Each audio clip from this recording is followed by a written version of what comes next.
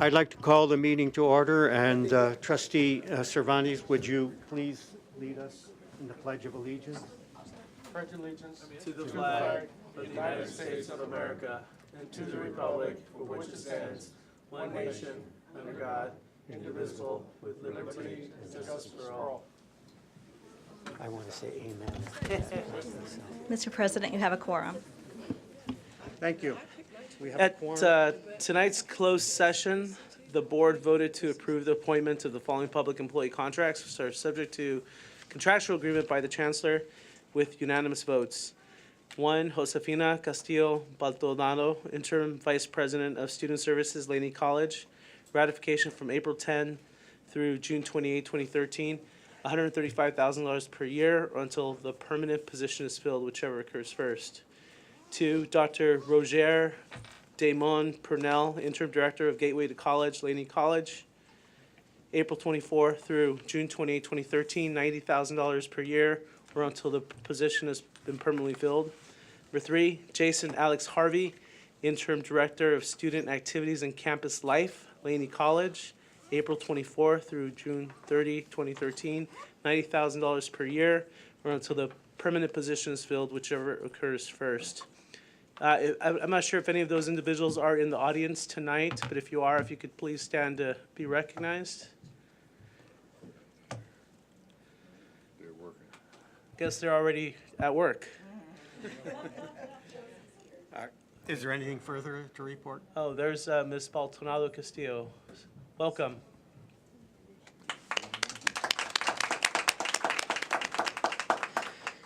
And Mr. President, that concludes the closed session readout for tonight's meeting. Thank you.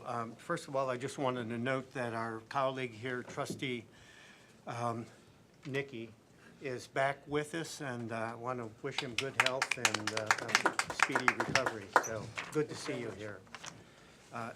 And with that, is there a move to approve the agenda? Is there a second? Second. Okay, discussion, do you, any items you wish to pull off the consent calendar? All right, there being none, is there a move to approve the agenda as is? It's been moved and seconded. All those in favor? Aye. All those opposed? Abstentions? The motion carries and the agenda is as it stands. Is there a move to approve the minutes? So moved. Seconded, discussion, changes? Seeing none, call for the question. All those in favor? Aye. Abstentions? Nays? There's one abstention. Are there communications from the public? We Vice do. President? We have two speakers. We have two speakers, Dennis Rojas and Matthew Goldstein.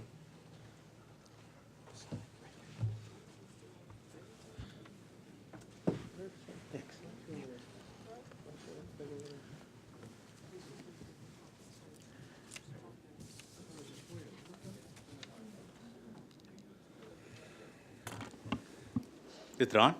Yep. Good evening. My name is Dennis Rojas, and I'm a veteran of United States Air Force.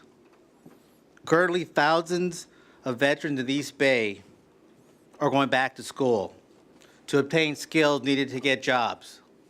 Okay? The Veteran Administration has unleashed the VRAP program, paying for students to go back to school. And they have to go to community colleges. Some of these vets have not been in school for 10, 20, 30 years. Some don't even have email accounts. Okay? Navigating the system can be pretty tricky.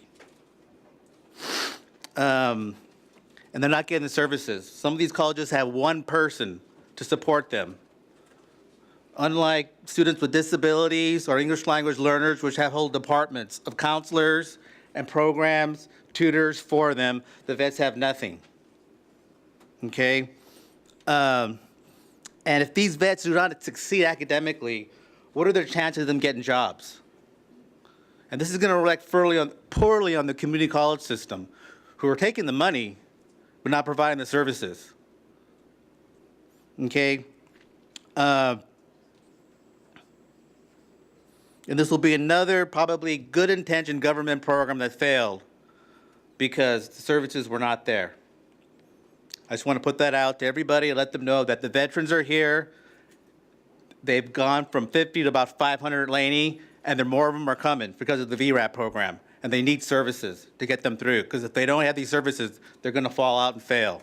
And it's going to reflect badly on the community college system. Thank you.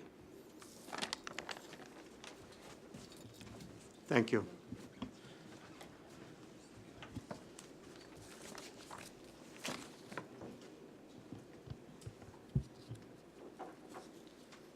Do I get a fresh clock, or am I getting 90 seconds?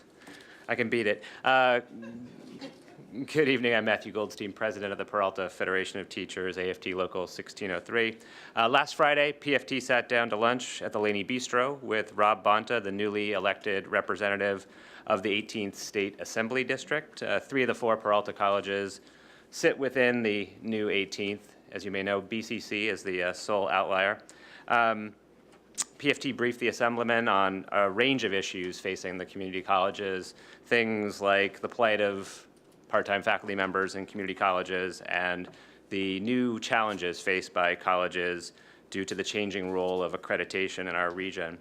Chef Lawrence Jackson prepared a nice lunch for the Assemblyman and his staff, who also took a tour of Laney and spent a little time with President Elnora Webb and Chancellor Jose Ortiz. PFT will keep the Assemblyman in the loop on developments at the district and at our state's community colleges, and it looks forward to working with him and his staff on issues that affect Peralta faculty, but also Peralta students, administrators, staff, and community members. Next, I wanted to let folks know that PFT will hold a final general membership meeting of the year. This is Thursday, April 25th, the day after tomorrow, 3 to 5 at Laney in room F201. The meeting will begin with the closing of nominations for PFT's executive council seats for the 2013 to 2015 term.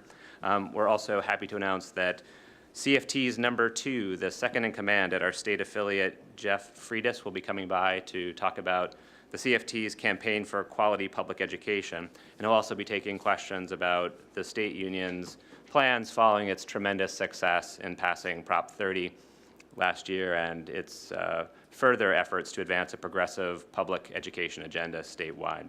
We'll also talk about proposed changes to our Constitution, PFT Constitution that is, and we'll of course update members on the state of negotiations. And speaking of negotiations, PFT and the district side negotiators have met a couple of times in the last 2 weeks. We've made some good progress. Last week, we managed to all but sign a tentative agreement on some outstanding issues from last year's comprehensive contract. This week, we were less able to find common ground on some broad philosophical discussions, but we're hopeful that we can resolve our issues in the weeks ahead. Also up for discussion this week was the change to healthcare rates that we've seen coming down the pike and the possible return of some givebacks, including such mission-critical items as professional development monies and sabbaticals. Finally, I'd like to remind part-time faculty that PFT is awarding Member Emergency Relief Fund grants, that's MERF for short.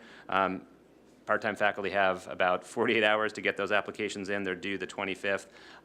Please see the PFT website for the application and the terms of those grants. Thanks very much. Thank you. Are there further speakers? That concludes communications from members of the public, Mr. President. Thank you. We'll move now to reports from constituent groups and associated student government officials, please.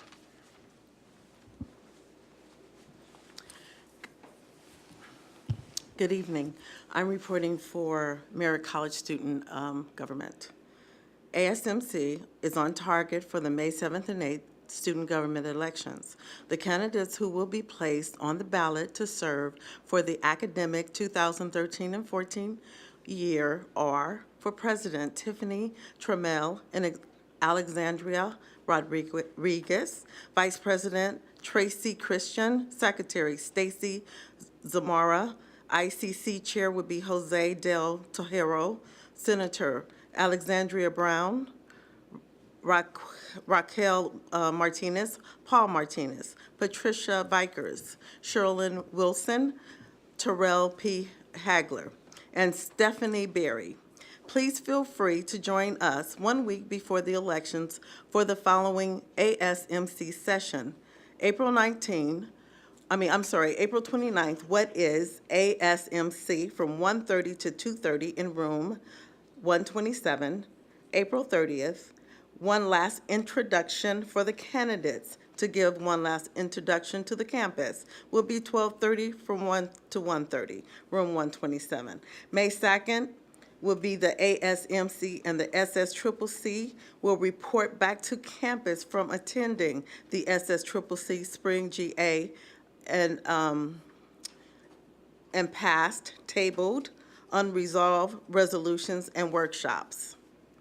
1 o'clock to 2 o'clock in room 127. May 3rd, meeting will be 1:30 to 2:45. Refreshments will be provided from all sessions. The Associated Students of Merritt College would like to thank publicly all Merritt administrators, faculty, and staff for working so hard together to promote a collective student leadership at Merritt College. And this will include their report for tonight. Thank you. Are there further speakers from the student government? Hi, good afternoon. I'm Senator Turundeep Singh. I'm representing on behalf of College of Alameda Student Government.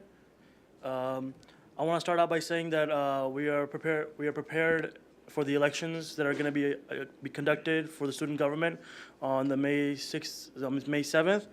And I want to mention that we are sending 2 people to the General Assembly that's coming up because of the budget. We don't have enough funding to send more than 2. We're sending 1 representative and 1 student for training. We're also preparing for the awards night that's coming up and the upcoming graduation. We have also solved the cafeteria problem that we've been having at College of Alameda for the last couple of semesters. So there's going to be no problem for the cafeteria for next semester. We've found a agent, you can say, who's going to be finding vendors for us around the clock. So in different times, we'll have different people selling food on campus.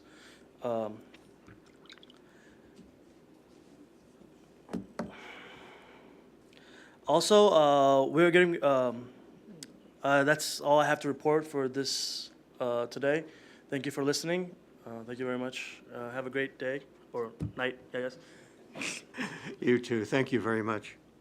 Are there any further student representatives?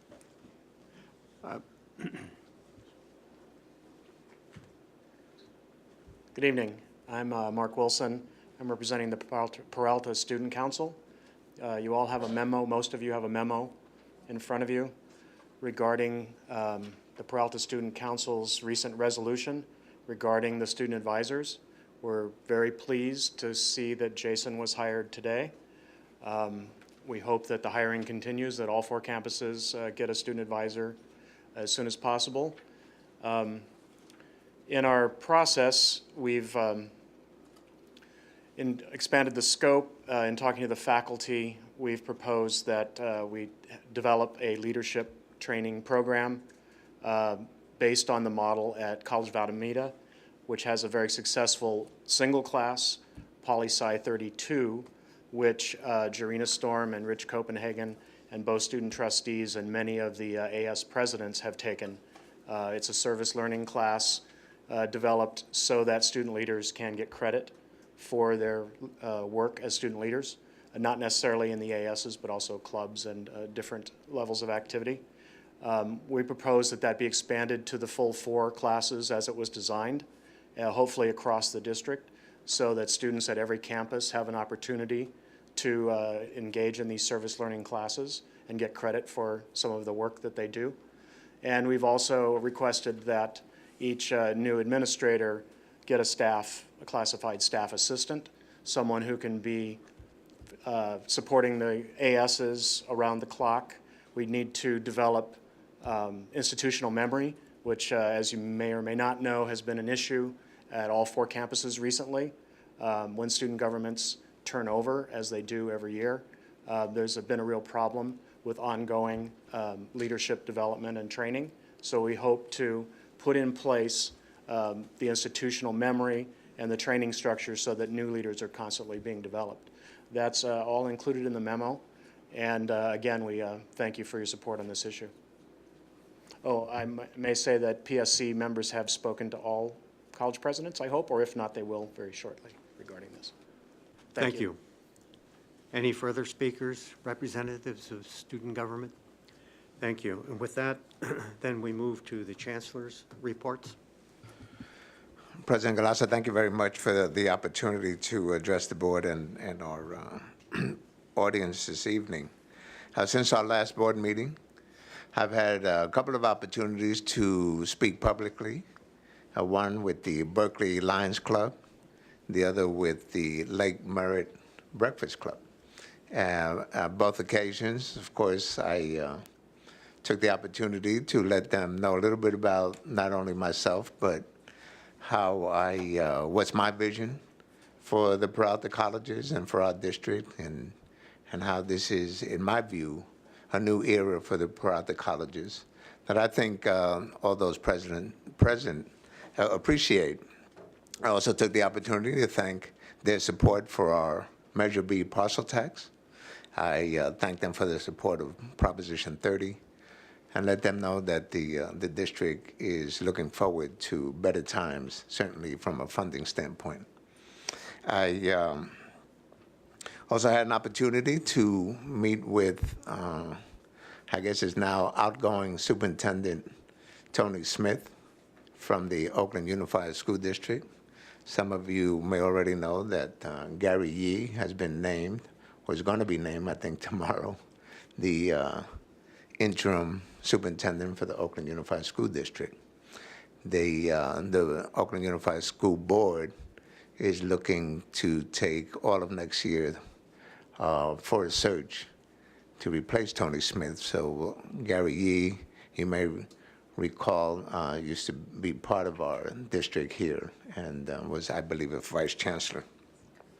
I've also had an opportunity to meet with two separate entities. One is a group called You Now, which is associated with Patton University. They are a group that is moving forward with a community college initiative, particularly on the online arena. And they've come to us, or to me, to see if we can create some type of pathway partnership with our students, and that's still very much in the exploratory stages. And they are also working with our foundation to provide scholarships for our students to Patton University. And finally, I've also met with representatives from the City of Oakland and the the Economic Development Office to look at workforce development initiatives so that the economic development, workforce development, and job creation here in Oakland, the Peralta colleges can be certainly a partner to that incentive, and I expect that we will be able to serve the city of Oakland as best we can with developing a workforce that is needed. That concludes my comments for this evening. I do want to ask our college presidents who want to share with the board the intent to apply for grants, and I'll start with Dr. Budd, only because you're the first one on Thank you, that side of the Chancellor. room. Berkeley City College, it has an intent to apply for a grant through the Bill and Melinda Gates Foundation for a math program. We're currently piloting a modularized math program, and there's some funding available. We are hoping to receive approximately $125,000 for ideally additional math modules and to assist our students in taking those courses. So we wanted to let you know of that interest, and ideally, after we apply, you'll be hearing that we've received it. Thank you very much. Dr. Jackson, I know you have an intent to apply. Good afternoon or good evening, everyone. Yes, Chancellor. The College of Alameda, like the other colleges, are aggressively looking at alternative funds, funds that support our mission, our vision, and our strategic goals. And one of those is our Violence Prevention Initiative, which has been spearheaded by Professor Robert Brim and Dr. Crystal Lee Crane. And so we're looking at some funding that is available through the foundation and moving forward with that. Not the Peralta Foundation, but looking at the Kaiser Foundation for that. So. Thank you, Dr. Jackson. Dr. Webb. Thank you, Chancellor Ortiz. Laney College, in keeping with our initiative focused on manufacturing education, we will be pursuing a number of grants with the State Chancellor's Office. And one will ensure that we continue to lead as it relates to advanced manufacturing and industrial manufacturing. Thank you. Thank you very much. And that concludes our reports for this evening. Thank you, Chancellor. And at this point, we move to Board of Trustees reports. And I'd like to begin this evening with student trustees. And Sharon Clegg, trustee, would you? All right, there's no report for this evening. And Ryan Cervantes, student trustee. I only have two things. One, I'll be attending the SSCCC conference this weekend along with Sharon Clegg and other student leaders throughout the district. And then second, I'd like to invite everyone here to the Peralta Sustainability Conference, which has been changed to the EcoFest at Laney College this week from 10 to 2. So please come out and have a great time. Thank you very much. And I'd like to begin with Trustee Brown, and we'll work our way up this way. Thank you very much, Trustee Galassa, President. I would like to say that I had the opportunity to hear the Chancellor speak at the Lake Merritt Breakfast Club. He did a great job. He was able to explain the advances we've made at Peralta and the great leadership that we have with our college presidents and the programs that are at Peralta, and to thank everyone for passing the bond measure. He did a great job representing us there. And I also had an opportunity to be at the California State Democratic Convention with Trustee Guillen, and that was great to see how pleased everyone was with the passage of Prop 30 and the promise of restoration of some of the funding that we had lost in education. And I just look forward to keeping up with the new developments that are coming forth with the some of the things that we'll hear tonight about the scorecards for community colleges and the continuing training that we have at trustee conferences, one of which will come in the weekend of May 3rd, 4th, and 5th. And that should prove to be enlightening and give us a greater foundation to do the work that the people have elected us to perform as community college trustees. Thank you. And Trustee Handy? Trustee Riley? Yes. Thank you, Mr. President. Yeah, thank you also, Chancellor, for attending the Breakfast Club on last Thursday. You did an outstanding job representing Peralta, and we look forward to seeing you back. They're coming back soon. It's because the money you were talking about giving away, they're excited about that. On this last weekend, I got a chance to go to the American Associated Community College that was held in San Francisco and meet a lot of old friends and attend some of the workshops. But more importantly, on Sunday, the National Council of Black American Affairs had their annual awards breakfast, and Peralta College had a lot of current Peralta family and those who have come through and moved on up, but got their training here and has gone on to other pastors and have done well. And for the Lifetime Achievement Award was given to Dr. Christine Johnson McPhail, who was over at Alameda College for a number of years and then became a president of one of the colleges, and now is retired from Morgan State. She started a community college program for PhDs to encourage minority students to go into community college work. So it was an outstanding program. And I don't know all the list of names of those who weren't there, but they were asking, do we have any openings? So they'll probably be calling you. Thank you. That's my report. Thank you. Trustee Guillen? Mr. President, just briefly, I wanted to thank the Chancellor and his administration for moving quickly on posting the Director of Student Services positions.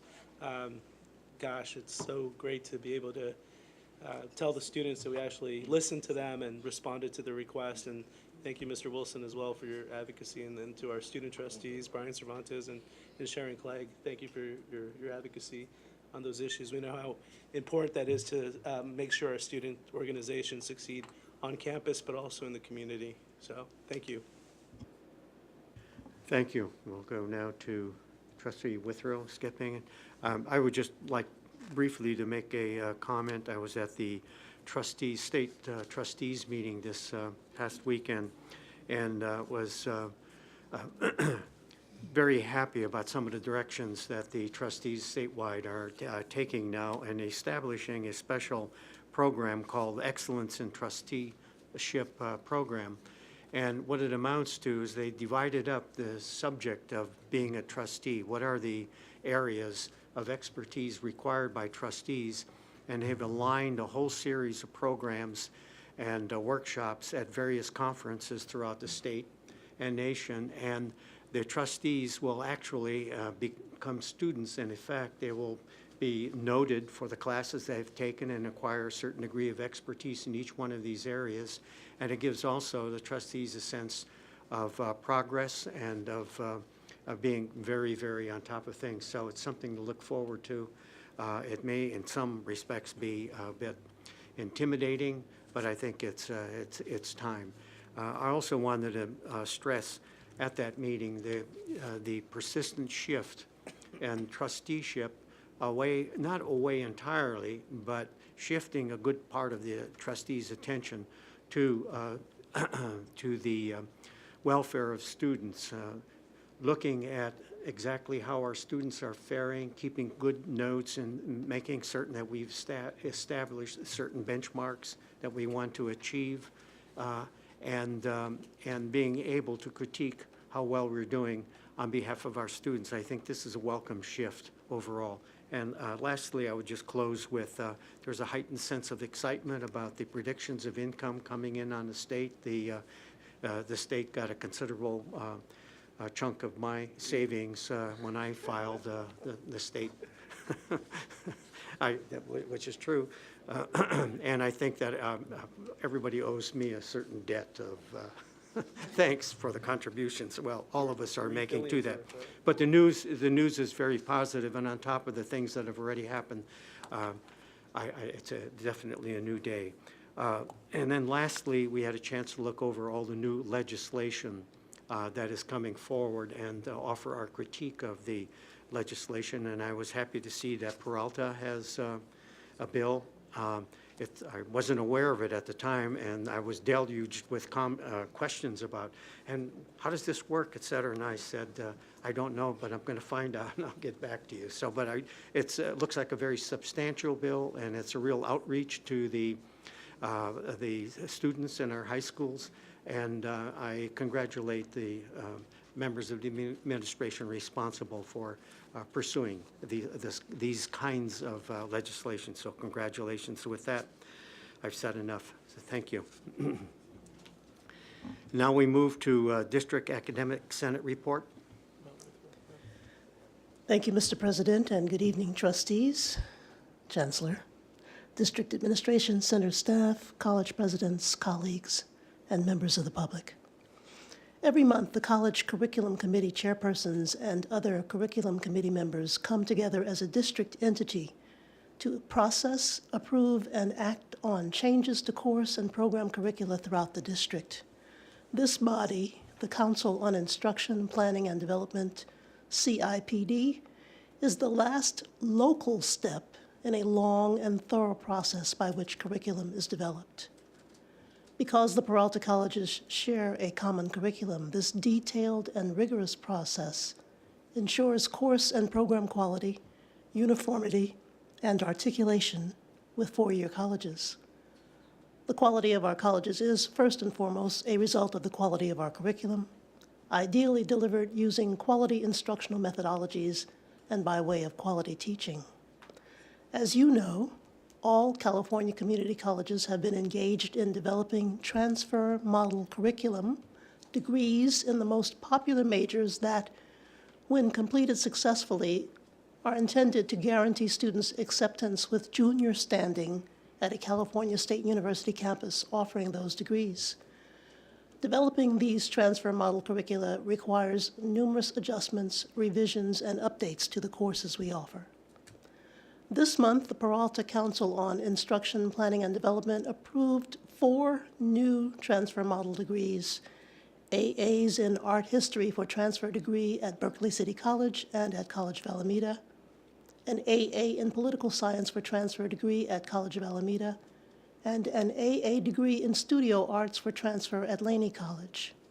Those approvals are just a few of the scores of course and program adjustments with which our faculty has been and will be engaged. After receiving your approval tonight, these 4 AAT degrees will be moved on to the State Chancellor's Office for review, and if all goes well, final approval and listing in the state inventory of programs. Last week, 10 Peralta faculty members attended the Academic Senate for California Community Colleges spring plenary session at the Westin San Francisco Airport. This plenary's theme was Rising to the Challenge, Responding to Disruptive Forces. While acknowledging that many disruptive forces are currently acting upon us, the session planners had 5 specific forces in mind when they selected this theme. Those 5 disruptive forces identified in the Chronicle of Higher Education are as follows: completion, demographics, specifically diversity, lack of preparation, and student behavior referred to as swirling. A sea of red ink is the third of those 5, referring to the costs of education for families and a lack of state funding. Improved alternatives, Chancellor Ortiz mentioned one of them a few moments ago, you now. And the 5th is value. That is, what does a degree really mean? What is getting a degree going to mean for a student? Those disruptive forces and the questions they generate continue to influence student success at Peralta, as they do throughout California. Indeed, as you heard earlier this evening, Peralta can add a 6th disruptive force to the list, that being providing services and instructional support to meet the needs of a large and growing number of armed services veterans. That force alone will require significant infrastructural changes. These are challenges we must address proactively and with much greater than usual alacrity. That concludes my report for tonight. I appreciate your attention to these comments. Thank you very much. And now we move to presentations. Yes. Just a quick question. Where do we find the list of current transfer programs that have been approved by the state office? You can find it at the State Chancellor's Office website, or I can send you a copy. A link would be fine. Thank you. Thank you. And now, Chancellor, I believe we have a presentation on Promise Pathways and Steps, new ways of evaluating students' abilities when they arrive at our door. Yes, Interim Vice Chancellor Michael Orkin will be presenting, and he promised this would be a 15-minute presentation. That's part of the Promise Pathways. Promise pathway.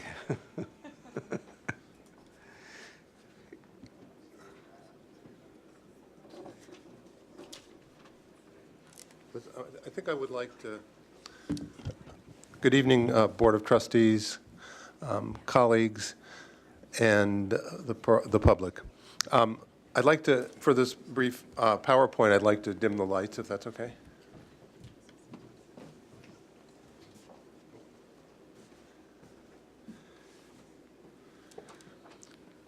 So this is my brief talk tonight is about using high school grades to predict student success. So the first step in student success is assessing new students when they come in and deciding where they should be placed, whether they should be placed in pre-collegiate or what's called remedial classes. That's the term used in the new student success scorecard, or to college level or transfer level classes. So here's a quote from the original Student Success Task Force, more than a year old. More than 70% of community college students enter the system underprepared to do college-level work. A majority of these are first-generation college students, low-income and/or underrepresented groups. So fast forward a year, and we come to the new ARC Student Success Scorecard. I'll talk more about the scorecard itself at a future meeting. So one of the statistics on the scorecard has to do, one of the metrics is statewide completion, which essentially means getting through the system in 6 years and either graduating or transferring or getting a certificate. So of those who complete, it's broken down into two categories: prepared for college and unprepared for college. So those who are classified as prepared for college in the Student Success Scorecard, 71% complete, and those who are unprepared for college, only 41% complete. And overall, if you average those two, it's almost 50% complete, which means in the cohort get through the system in 6 years. Okay, so the question arises, and this question has been tossed around for a while, exactly what does it mean to be unprepared for college? Because if you don't get that right, the whole thing is shaky. So multiple measures is the standard way that students are assessed, but one of the primary measures is a standardized test. Peralta, we use the COMPASS test, and at many of the other community college districts, the COMPASS test is also used. So if you get a low score on the standardized test when you enter, then you're typically, not always, but typically classified as unprepared and placed in a remedial class. And by that I mean English or math. Okay, so it's also well known, as you saw from the Student Success Scorecard statistic, that a remedial class placement implies that you have a reduced chance of completion, of getting through the system. There are various reasons for that. One may be that the student is just not ready. Another may be the student is improperly placed into the labyrinth of basic skills and eventually just drops out to try to find a better strategy. So it turns out that studies have been done over the last few years that show that in many cases, standardized tests are really not that good of predictors of college success. In fact, the main thing they're good at predicting are success on more standardized tests. It turns out that in some cases, high school grades are better predictors of college success. So Long Beach City College, in fall of 2012, did a study called Promise Pathways. They'd been using the COMPASS test. And when using the COMPASS test, Long Beach City College had 60% of their students in English, 60% of the students who were placed in remedial courses earned A's or B's in that subject in high school. 35% of the students placed in transfer level English received C's and D's in high school, and 53% of those went on to fail that course. So first of all, just for basics, if you get an A or a B in high school, you're successful at that high school. And what message is the community college giving you when they plop you into a remedial class, even if you happen to do poorly, because you did poorly on a standardized test? However, Long Beach City College decided to do a study which is called Promise Pathways, to evaluate that. And so they had 966 students, new students, and they were placed in transfer level classes using multiple measures, but the twist was if they got an A or a B in 12th grade English, they went straight into transfer level English, regardless of how they did on a standardized test. In math, it was a little more complicated, but the same idea held. Namely, good grades in your final year in high school meant you could move on to transfer level courses, even if you happened to have done poorly on a standardized test. There were other conditions to get into this study. You had to be taking a full-time course load, and as everybody knows, that's kind of important to be a serious student. So it turned out in the Promise Pathways study that students were 4 times more likely to be placed in transfer level English using this method than using the Compass test. So using the traditional method, 14% of students were placed in transfer level English, whereas in the Promise Pathways study, 56% were placed in transfer level English. So that has a huge effect on where students go. This is the first step towards student success. And then, of course, the other percentages here change accordingly. Students were 3 times more likely to be placed in transfer level math. So the transfer level, when this method of assessment was used, 31% went straight into transfer level using Promise Pathways decision rule, whereas only 9% using Compass. Okay, there was an article about this in the LA Times because it was so dramatic. In the article, here's a quote from the article. Officials, and this is from the Long Beach City College president, Eloy Oakley. Officials estimate that the average student will save a semester and a half of remedial coursework. The system is expected to especially benefit Black and Latino students who are disproportionately assigned to remedial classes. A similar study was done at Grossmont Cuyamaca, at which 95% of students with high grades in 12th grade English were placed into remedial English before the study. When they changed that and students with A or B were placed directly into transfer level English, 86% were successful on their first try. So this, with support from the State Chancellor's Office, was funded, there was funding statewide to gather more data to look at this. And the project was called STEPS, which stands for Student Transcript Enhanced Placement Study. And the focus of the study was to see if high school GPAs were a good predictor statewide in predicting initial level in college and successful course completion. Certainly seemed to be effective in the Long Beach City College project. So Laney was one of the 20 or so colleges selected. The RP group sort of was the official data gathering group for this study. Laney was one of the colleges selected, and this was just to gather data to see if high school, this was not another pilot project, this was just to gather data to see if how high school grades were, or high school transcripts of predicting what happened later on. So it turned out that in English, so we used OUSD data and with the help of CalPAS and with the data sharing collaboration with OUSD.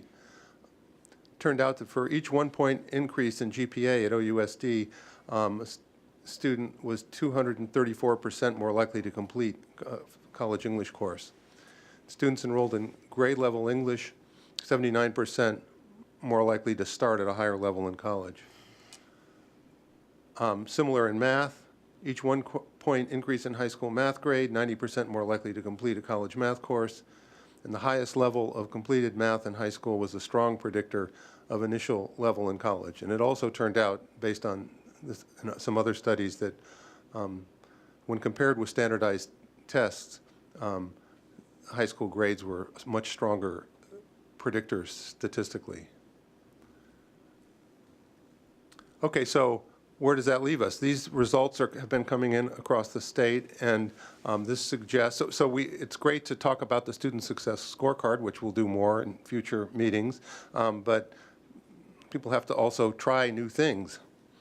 And so a possible project for Peralta, which will involve collaboration on all levels, is to try to replicate or to do something similar to the LBCC Promise Pathways model. So a pilot program would be something like, if you get an A or a B in senior math, this is a simplified version, there's much more involved, but an A or a B in senior math or English means you can take a transfer level course. If you get something else, not an A or a B in senior math or English, then you have to go through the standard assessment procedure, which you have to do anyway. It's all part of multiple measures. Okay, but in order to do this, even though it sounds fairly simple and was done quite successfully at LBCC and also at, Grossmont Cuyamaca did something sort of similar. This would be a team effort. It will require the buy-in and support from faculty, of course, who are going to be there have to be a schedule shift because there'll be more students taking transfer level courses. Counselors who are on the front lines of making decisions like assessment. Staff who have to help with all of this. Of course, administrators. And of course, with, I put OUSD there because they're our biggest feeder school district, but of course, other school districts would be welcome to join in this also. I've already had 2 discussions with Gary Yee, who in 24 hours will be the acting superintendent of OUSD, and I'm having lunch with him tomorrow to talk about this. And he's extremely excited, knows all about Promise Pathways. We've developed very nice data sharing with OUSD right now, and I have a person who can just download a database to get one of the hardest parts of this is just to get high school grades in front of counselors to make decisions. But the point, the reason I'm mentioning that also in closing here is that this type of project not only allows us to try new things and to actually try to implement student success, it also gives us new opportunities to collaborate with local K-12 school districts. I've gotten a huge amount of excitement, as I said, from Gary and a couple other people at OUSD, just to talk about this. So it really opens the door to some interesting collaborative efforts. So that concludes my presentation.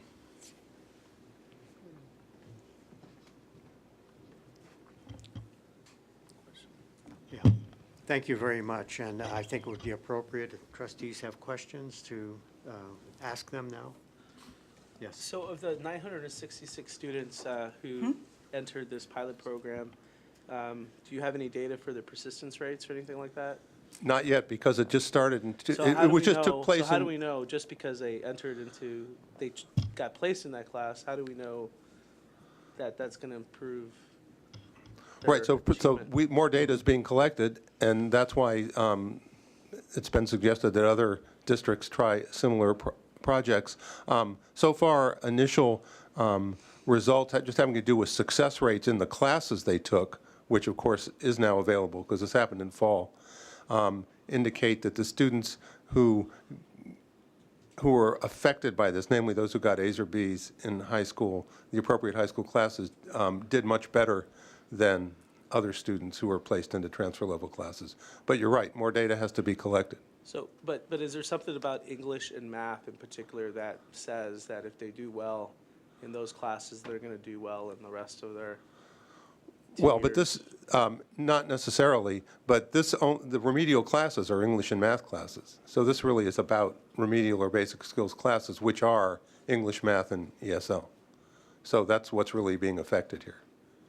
Other classes they can take according to prerequisites and other things. Thank you.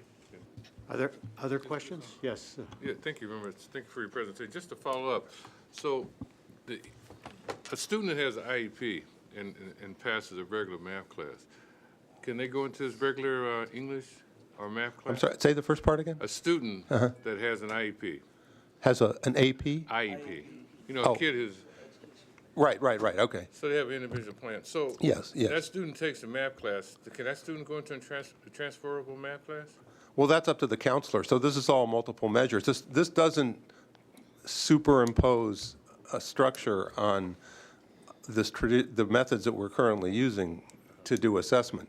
And in fact, all it does is it offers an opportunity to students who do well in high school English or math that they might not have had before. So this is sort of specifically affecting students who get A's or B's but do poorly on standardized tests. Oh, okay. But everybody else goes through in the same way. Nothing else has changed. At least that's how, that's roughly how it worked at LBCC, in the LBCC study.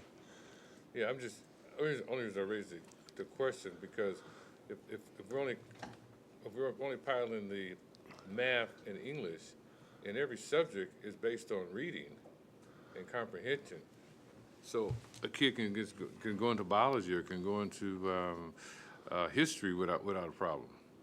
Right, well, no, this is just affecting a certain type of placement, namely placement into remedial classes. So all of the other multiple measures assessments and the ability to take other classes will remain in place.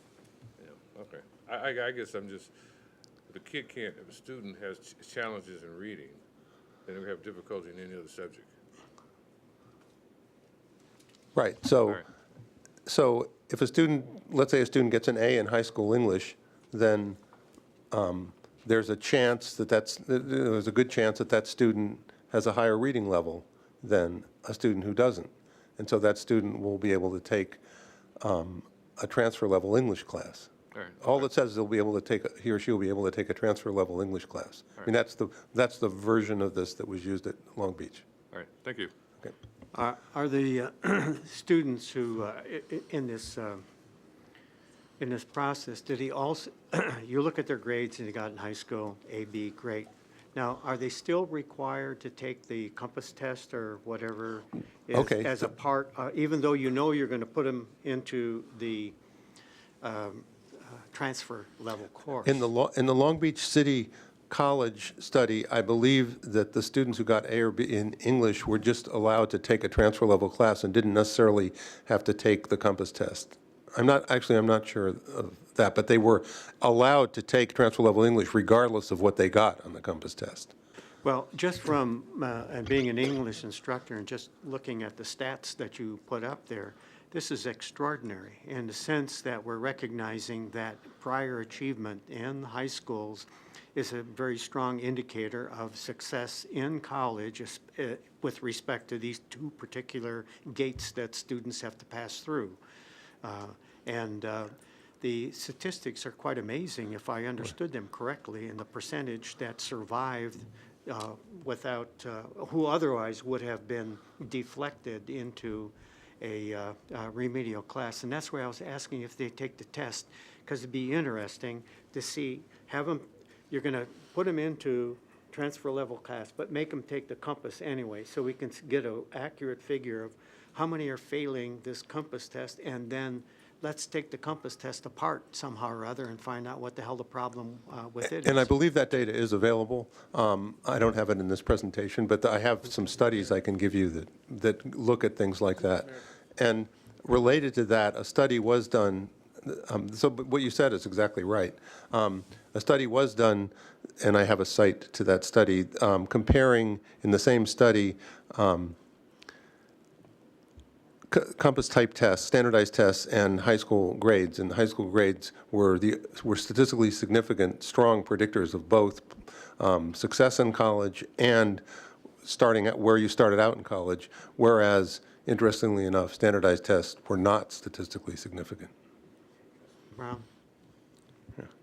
I have a question that follows along with your comment, Trustee Galassa, with respect to the performance in high school and how it affects the predictors of, or how it forebodes or gives some sort of indication of how the student will do in college. And I'm wondering if intangibles like interaction with faculty members, with the student's ability to be an advocate for their own education, if those intangibles are somehow factored in or captured in the distinction between how a student does on a standardized test versus their high school grades, because that whole element of classroom teaching and what that means to a person as opposed to their performance on a test, the long-term sort of environment of the classroom and how you get graded on your participation, on your ability to show your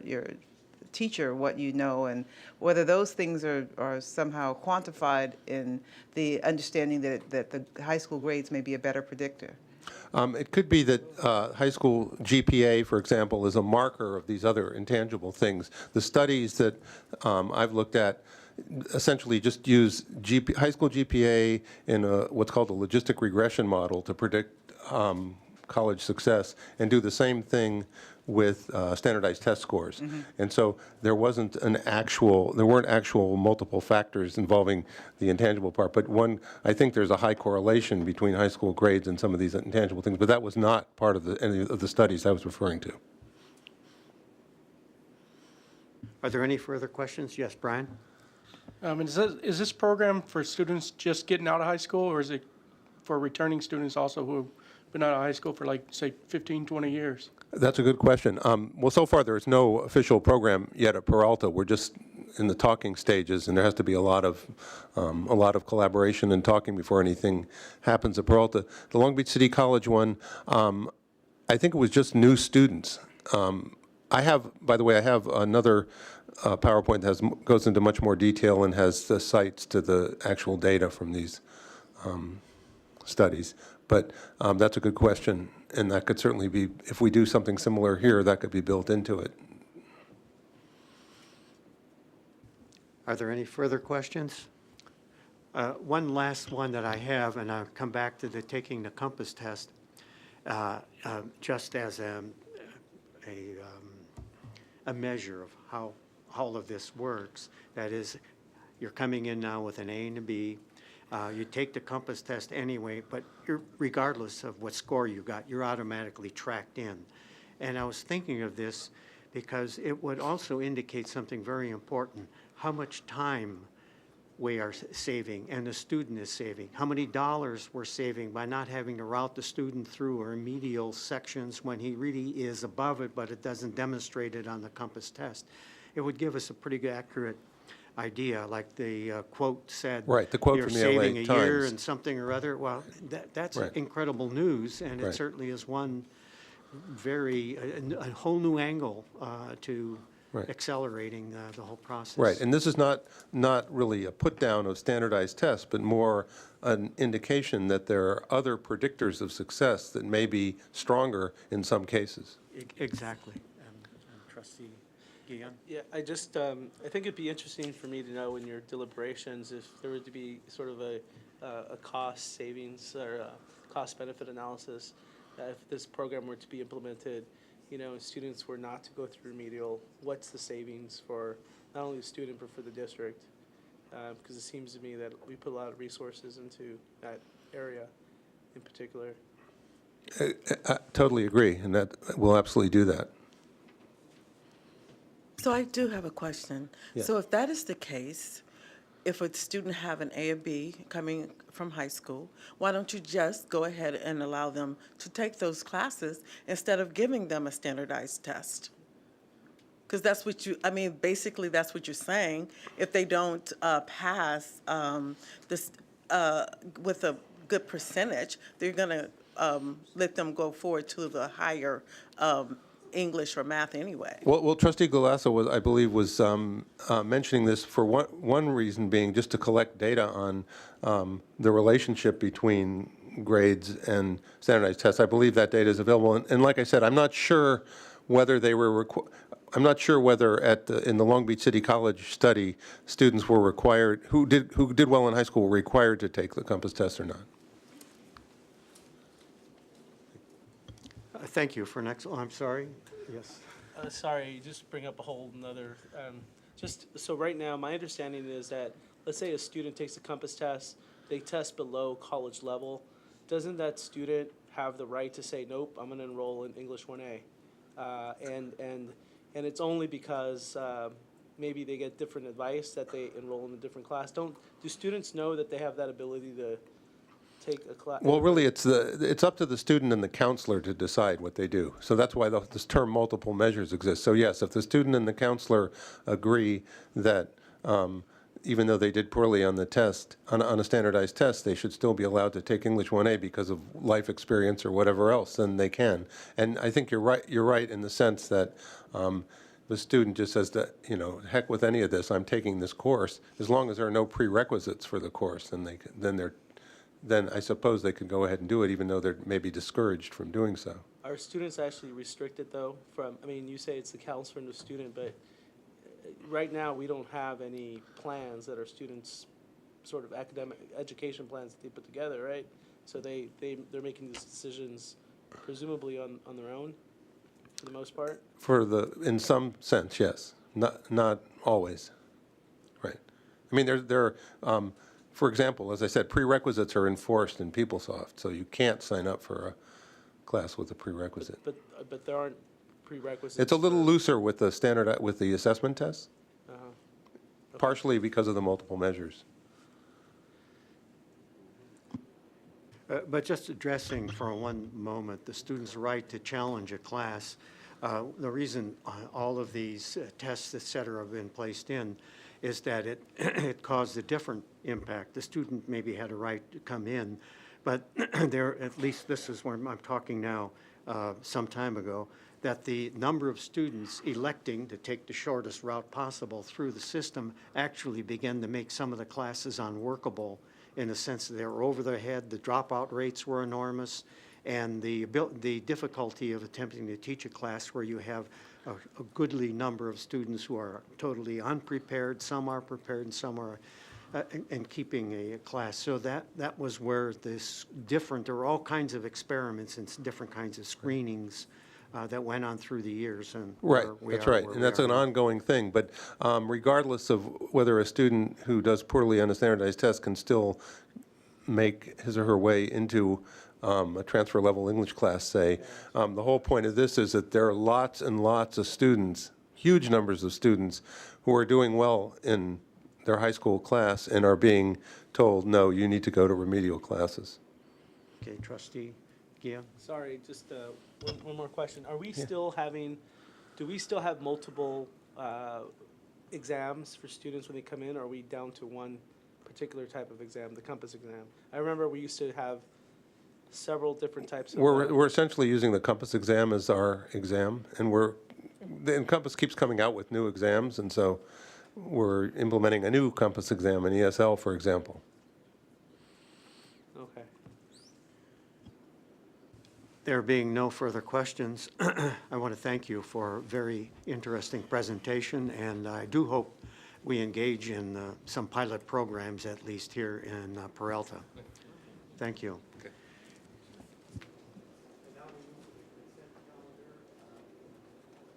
Now we move to the consent calendar, and is there a move to approve the consent calendar? Second, Mr. President. Seconded. Is there any discussion? And seeing none, all those in favor? Aye. All those opposed? Abstentions? The motion carries. Thank you. And we now move to final comments, closing comments. Just, yeah, there's no action items, but a couple of announcements. The next board meeting will be held in 3 weeks, and we only have one board meeting in May. That's May 14th. There'll be several graduations happening on May 23rd, 24th, and 25th, so the Board of Trustees will only be meeting once. The board does wish to extend our a happy Administrative Professionals Day tomorrow, April 24th. So thank you for all your support to the staff, for all your hard work. And the board also wishes to congratulate Trustee Handy and General Counsel Nguyen on their birthdays this month. So happy birthday to Trustee Handy and to Trustee General Counsel Nguyen. This month also. Are they related? Are they related? No, I don't know. Lunar sign, maybe? Just a couple more announcements. We wanted to remind you to call your mother on May 12th, on Mother's Day, for those of you who are fortunate to have your mothers, to call them on Mother's Day coming up. And also, the board would like to close the meeting in the memory of the victims of the recent Boston Marathon terrorist attacks.